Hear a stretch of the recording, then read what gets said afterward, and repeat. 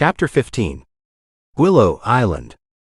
One sunny morning, Adelina and Yaroslav woke up to their dad's gentle voice calling them to a new adventure.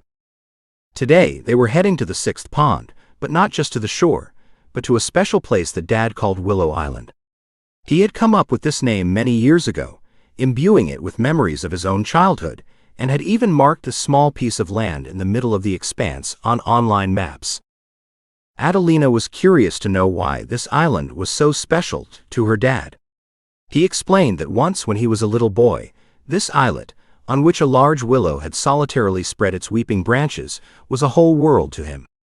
Getting there was a real expedition in an old wooden boat that always waited by the pond's shore. And now they stood together on the shore, by that very boat, weathered by time but still reliable. Jack, wagging his tail happily, was already impatiently jumping around, ready for a new journey. Star was nowhere to be seen. Dad, with a smile, suggested that, sensing their trip would involve water, she had most likely found a cozy spot in the raspberry bushes to nap in the cool shade. They carefully jumped into the boat, and Dad, skillfully handling the oars, headed towards the visible islet nearby.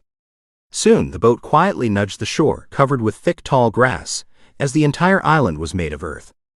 They stepped onto land, under the sprawling canopy of the old willow.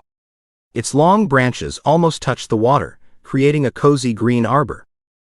They comfortably settled under the cool shade of the willow, and Dad, smiling dreamily, began to tell Adelina and Yaroslav stories from his childhood.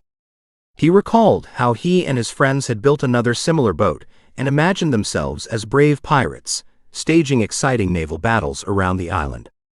And Willow Island itself, in their childhood games, was always a mysterious treasure island where they hid their jewels, colorful pebbles and river oyster shells found on the shore. While Dad shared his memories, life buzzed around the islet. Nearby, wild ducks swam with their small fluffy ducklings, diligently searching for food in the green duckweed on the water's surface.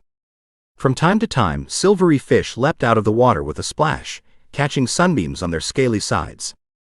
Jack listened attentively to Dad's story, occasionally sniffing the grass around him and barking at passing dragonflies. The atmosphere of the island was calm and peaceful, filled with the whisper of the willow leaves and the lapping of waves against the shore, mixed with the quiet quacking of ducks and the faint splashes of fish. For Adelina, this place immediately became special, as it held a piece of her dad's childhood, his cheerful adventures and carefree dreams. Sitting under the old willow, Adelina felt a special connection with her dad, with this quiet islet in the middle of the pond, and with the past that came alive in his memories. Willow Island became for her not just a name on a map, but a place where generations intertwined, and where childlike imagination knew no bounds.